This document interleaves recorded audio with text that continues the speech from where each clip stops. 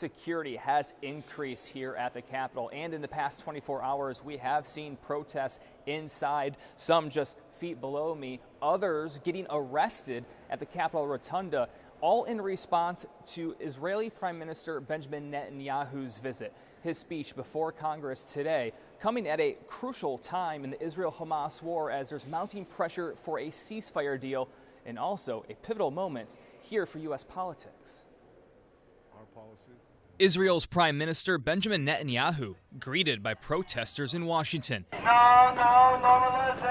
as he meets with U.S. leaders ahead of his speech to a joint meeting of Congress Wednesday, while his country's war with Hamas rages on. Families of U.S. hostages held in Gaza met with Netanyahu in Washington, imploring the Prime Minister to end the war by signing a ceasefire and hostage release deal.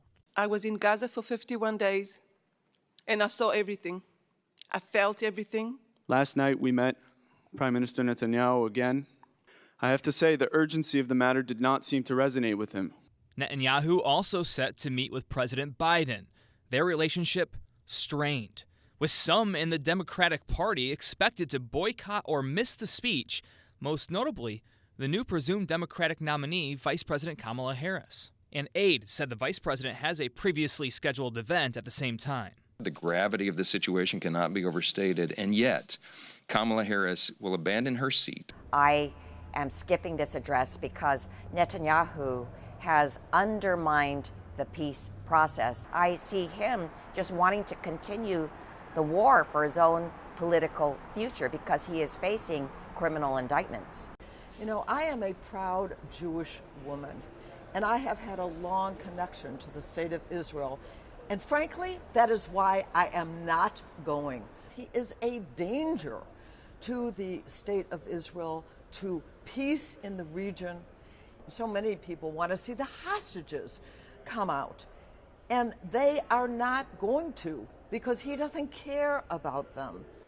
Netanyahu has had a busy visit so far here in Washington, and that will continue after a speech into tomorrow, where he is expected to meet with President Biden and then separately with Vice President Harris before heading to Florida to meet with former President Donald Trump.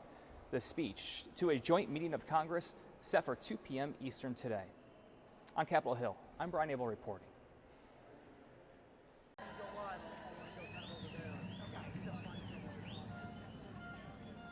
We have an update. Previously, I told you there were 4 intersections that have been blockaded by the people for Palestine. Now it's 5. Pennsylvania and 9th, Independence and 14th. North Carolina and Pennsylvania Southeast, Independence and 4th, and Union Station have all been claimed by the people.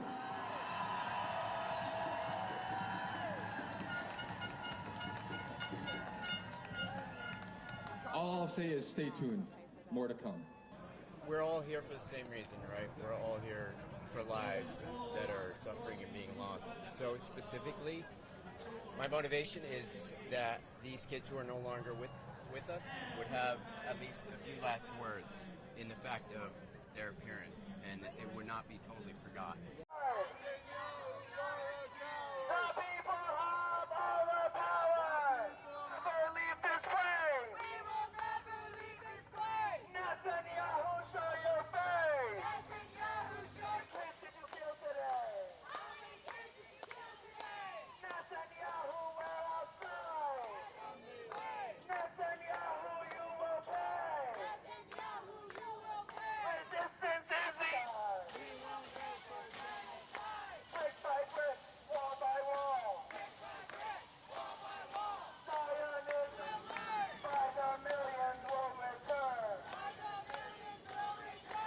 Fundamentally, this is political theater. Netanyahu knows how to play the audience in Congress. He's here to make reassurances to them that everything is under control. But and the people around the world have seen very clearly that things are not under control. They have been unable to achieve their objectives. What they've done instead is indiscriminately targeted civilians to try and break the spirit of Palestinians. That's what everyone is out here in the streets to say, that fundamentally you should not be taking these people at their word. They're proven liars. Ultimately, what their objective is to ethnically cleanse Palestinians from their land and to continue the process of settlement expansion that has been declared illegal under international law for decades.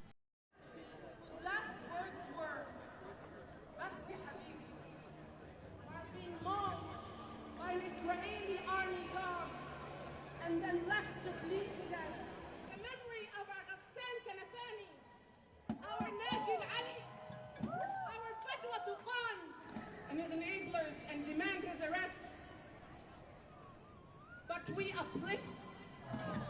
We don't ask for permission to end apartheid.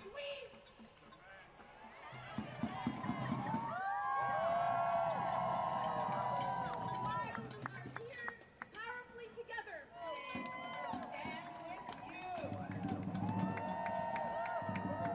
Well, it's really clear, and it comes out most clearly, I think, in the story of the arrest, where I was leading a prayer, and it's called the Shema. It's like a central Jewish prayer that is really the essence of saying that God is one, which means that all humanity is one, and that we need to treat each other as if we are all one. If that's the case, how can we not stand up when there's an attempted genocide? How can we not stand up when we see Palestinians being treated the way they are treated?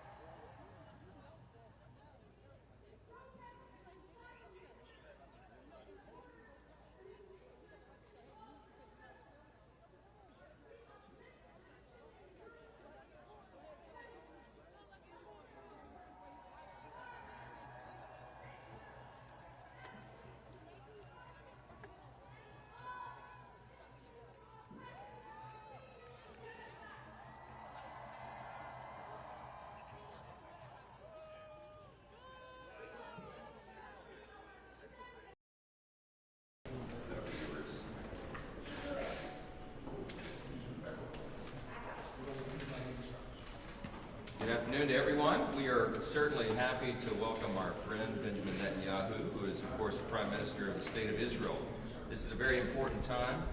Our bipartisan congressional leadership recognized it as such and invited him here because our dear ally Israel is in an existential fight for its very existence, and that fight extends to every one of its borders. Today, the Israeli people are working to defeat Hamas following, of course, the horrific massacre on October 7th. They're having to ward off Hezbollah in the north. They're having to respond to Houthi attacks in Tel Aviv. And they fended off a historic watershed direct attack from Iran itself, a regime that is allied with Russia and China. The threats Israel faces are not only kinetic. Jerusalem is also combating lawfare and information wars and double standards from the UN and the media. Today and every day, Americans must stand shoulder to shoulder with Israel in its great struggle.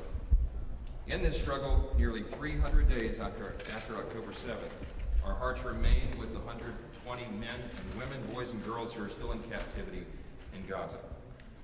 Adon, Iltai, Saji, Hirsch, Gadi, Judy, Omer, Keith, and so many others are being held deep in tunnels. We have not forgotten them, or their families, who so desperately want them home, and we, of course, do as well. Israel and the United States are united in our mission to bring them home, and I have full confidence that we will do just that. I have to say it's providential that the Prime Minister is here today after the 17th of Tammuz. It was nearly 2,000 years ago that the most powerful nation in the ancient world laid siege to Israel and destroyed Solomon's temple. And today, the most powerful nation in the modern world is standing with our Jewish friends and the Israeli government.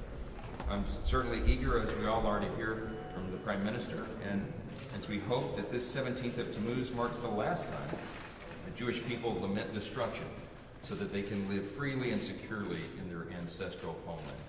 I would defer to the Prime Minister. Thank you, Mr. Speaker.